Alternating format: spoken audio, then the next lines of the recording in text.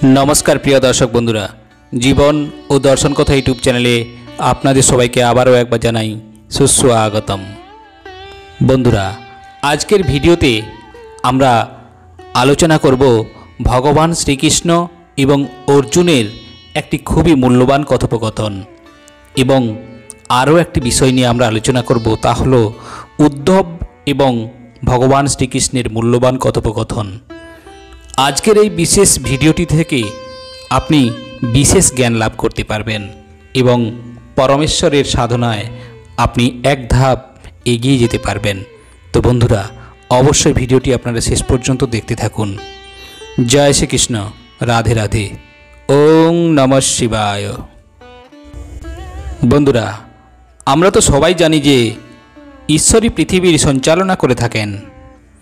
ঈশ্বরের ইচ্ছা ছাড়া একটি পাতাও নড়ে না। তা সত্ত্বেও কেন সংসারে এত পাপ বাড়ছে, কেন অনৈতিক কাজ হচ্ছে?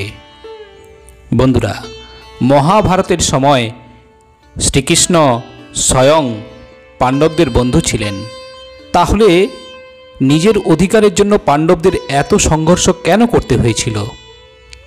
এই সমস্ত প্রশ্নের উত্তর পাওয়া যায় শ্রীকৃষ্ণ ও তার বন্ধু উদ্ধবের কথোপকথন থেকে। উদ্ধব গীতার একটি অংশে উদ্ধব কৃষ্ণকে একটি প্রশ্ন করেন, কৃষ্ণ আপনি পাণ্ডবদের সখা ছিলেন, আপনি সমস্ত কষ্ট ও সমস্যায় তাদের পাশে থাকার কথা বলতেন, তাহলে আপনি কেন তাদের পাশা খেলায় হারতে দেন? কেন দ্রৌপদীকে সভার মাঝে অপমানিত হতে হলো? এটা ঠিক যে আপনি সেই সভায় দ্রৌপদীর বস্ত্রহরণ হতে দেননি, কিন্তু একজন স্ত্রীকে রক্ষা করার জন্য তার এত অপমান হওয়া পর্যন্ত আপনি অপেক্ষা করলেন কেন? জয় শ্রীকৃষ্ণ, রাধে রাধে, ওং নমঃ শিবায়। বন্ধুরা আজকের ভিডিওটি আপনাদের খুবই ভালো লাগবে, অবশ্যই আপনারা শেষ পর্যন্ত কথাগুলি শুনুন। এইভাবে ভগবান শ্রীকৃষ্ণ তার বন্ধু উদ্ধবের কথা শুনে হেসে ফেললেন, বললেন, উদ্ধব আমি সত্যি সত্যি পাণ্ডবদের সঙ্গে ছিলাম, এতে কোনো সন্দেহ নেই। আমি সব সময় তাদের ভালো চেয়েছি, এতেও কোনো সন্দেহ নেই। আমি সব সময় নিজের প্রতিটি ভক্তের সঙ্গে থাকি, এতেও কোনো সন্দেহ নেই। আমার উপস্থিতির উপর সন্দেহ করো না। উদ্ধব, যুধিষ্ঠির ও দুর্যোধনের মধ্যে শুধু একটি পার্থক্য ছিল, আর শুধু সেই কারণেই ভুল পথে পরিচালিত হওয়া সত্ত্বেও দুর্যোধন জয়ী হয় এবং যুধিষ্ঠির হেরে যান। উদ্ধব এরপর জিজ্ঞাসা করলেন, কৃষ্ণ আপনি যুধিষ্ঠিরের সঙ্গে ছিলেন, তাহলে অন্য কোনো কিছুর প্রয়োজনীয়তা কেন ছিল? কি ছিল সেই পার্থক্য? কৃষ্ণ বললেন, সেটি ছিল বিবেকের পার্থক্য। দুর্যোধন পাশা খেলতে জানত না, কিন্তু সে নিজের বিবেক ব্যবহার করে বলে যে তার তরফে শকুনি খেলবে। পাণ্ডবরাও এই খেলা জানত না, কিন্তু তারা স্বয়ংই তা খেলতে বসেন। একবার ভেবে দেখো উদ্ধব, যুধিষ্ঠির যদি নিজের বুদ্ধি ব্যবহার করে বলতেন যে এই খেলা তাদের তরফে আমি খেলব, তাহলে পাশা কার অনুযায়ী পড়ত? শকুনির ইচ্ছা মতো না আমার ইচ্ছা মতো? এরপর উদ্ধব কৃষ্ণকে বলেন, মেনে নিলাম যে পাণ্ডব আপনাকে নিজের খেলায় সম্মিলিত করেননি, কিন্তু আপনি কি নিজের শক্তিতে পাশা পাল্টে দিতে পারতেন না? কৃষ্ণ বলেন, উদ্ধব আমি এমন করতেই পারতাম, কিন্তু কিভাবে করতাম? পাণ্ডবগণ আমাকে নিজের প্রার্থনায় বেঁধে নিয়েছিলেন, আমার থেকে লুকিয়ে পাশা খেলতে চাইছিলেন। তারা ভেবেছিলেন আমি জানতে পারবো না যে তারা কি করছেন। তারা আমাকে নিজের প্রার্থনায় বেঁধে নিয়ে বলেন, যতক্ষণ আপনাকে স্মরণ আমি করব না আপনি আসবেন না। এবার বলো উদ্ধব, আমি কিভাবে ভেতরে চলে যেতাম? এরপর উদ্ধব বললেন, কৃষ্ণ মেনে নিলাম আপনি ভেতরে যেতে পারতেন না, কিন্তু যখন দ্রৌপদীকে অপমানিত হয়ে সভায় নিয়ে আসা হয়েছিল এবং সকলের সামনে তার শ্লীলতাহানি করা হচ্ছিল, তখন আপনি নিজের শক্তি কেন ব্যবহার করলেন না? কৃষ্ণ বললেন, উদ্ধব, দ্রৌপদীও তো আমাকে ডাকেননি। যখন তাকে অপমানিত করে কক্ষ থেকে সভা পর্যন্ত আনা হচ্ছিল, তখন তিনি নিজের সর্বশক্তি প্রয়োগ করে তার মোকাবিলা করছিলেন, কিন্তু তিনিও আমাকে ভুলে গিয়েছিলেন।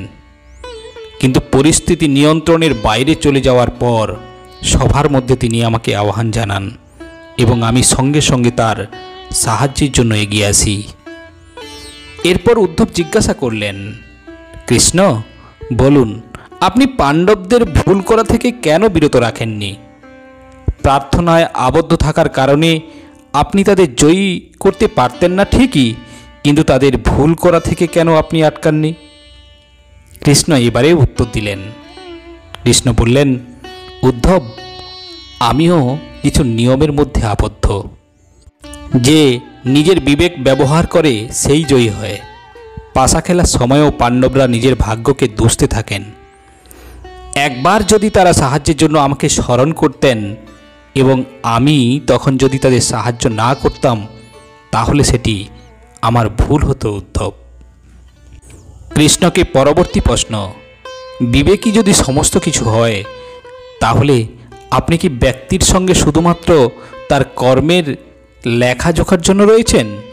নিজের ভক্তকে ভুল করার থেকে আটকানো কি আপনার দায়িত্বের মধ্যে পড়ে না? ভগবান শ্রীকৃষ্ণ বললেন, উদ্ধব, যে সময় কোনো ব্যক্তি যে কোনো কাজ করার সময় মনে রাখবেন যে আমি তার সঙ্গেই রয়েছি এবং সব দেখছি, তখন তা জানা সত্ত্বেও তারা কি কখনো ভুল করতে পারবেন? মানুষ তখনই ভুল কাজ করে যখন লৌকিকতায় হারিয়ে আমাকে ভুলে যায় এবং আমার উপস্থিতিকে উপেক্ষা করে। বন্ধুরা, ভগবান শ্রীকৃষ্ণের এই সব উত্তর শুনে উদ্ধব বললেন, আপনি খুব গভীর কথা বললেন কৃষ্ণ। এটা ঠিক, যখন ব্যক্তি মনে মনে স্থির করে যে আপনি তার সঙ্গে রয়েছেন, তখন তার কোনো ভুল কাজ করতেই পারে না। ভুল কাজ না করলে ভুল ফল কেন ভোগ করবে তারা? আমার সমস্ত প্রশ্নের উত্তর দেওয়ার জন্য আপনাকে ধন্যবাদ জানাচ্ছি কৃষ্ণ। অর্জুন একবার ভগবান শ্রীকৃষ্ণকে জিজ্ঞাসা করলেন, হে কেশব, মৃত্যু যখন সকলের নিশ্চিত, তাহলে আমরা সৎসঙ্গ, ভজন, কীর্তন কেন করছি? যারা সংসারে ভোগ কামনা বাসনায় পূর্ণ করছে, তাদেরও তো মৃত্যু হবে। ভগবান শ্রীকৃষ্ণ অর্জুনকে বললেন, হে পার্থ, বিড়াল যখন ইঁদুর ধরে তখন দাঁত দিয়ে কামড়ে তাকে বধ করে এবং ভোজন করে, কিন্তু সেই দাঁত দিয়ে যখন নিজের বাচ্চাকে কামড়ে ধরে তখন তাকে বধ করে না, কোমলভাবে এক স্থান থেকে অন্য স্থানে স্থানান্তরিত করে। একবার ভেবে দেখো, দাঁত একই, মুখও একই, কিন্তু পরিণাম পৃথক পৃথক।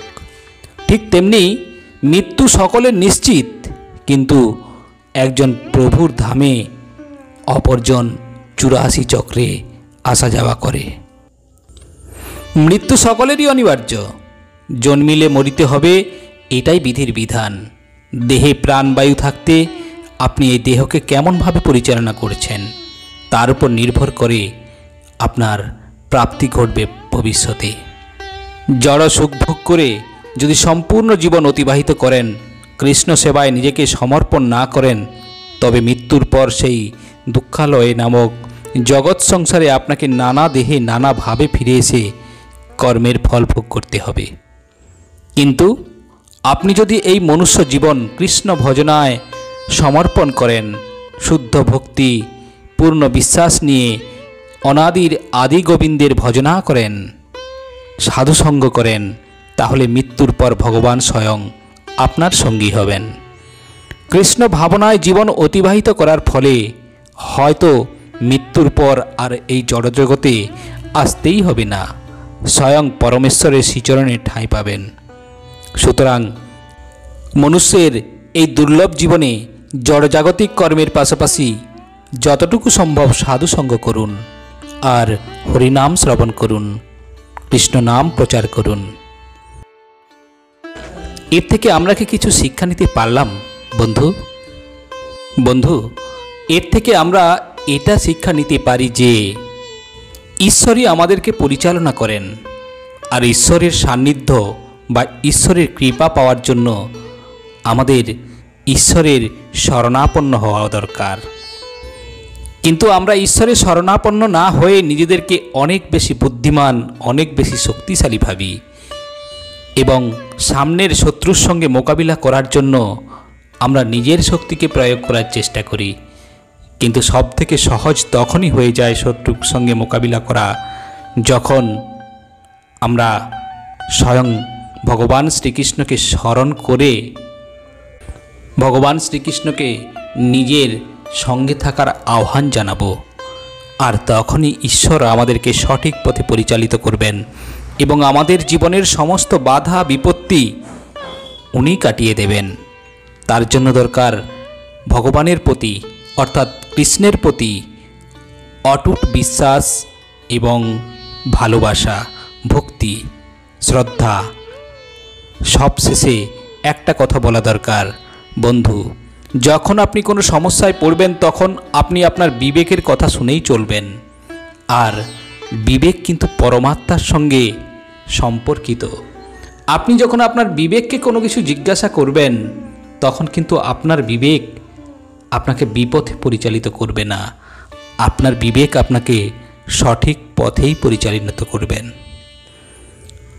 যাই হোক বন্ধুরা, যদি আজকের ভিডিওটি আপনাদের ভালো লেগে থাকে তাহলে ভিডিওটিতে একটি লাইক করে দেবেন, আর সেই সঙ্গে সঙ্গে আত্মীয়, বন্ধু বান্ধব সবাইকে ভিডিওটি শেয়ার করে দেবেন। আজ এই পর্যন্ত, আবারও আসবো পরের ভিডিও নিয়ে। ততক্ষণ ভালো থাকবেন, সুস্থ থাকবেন। নমস্কার।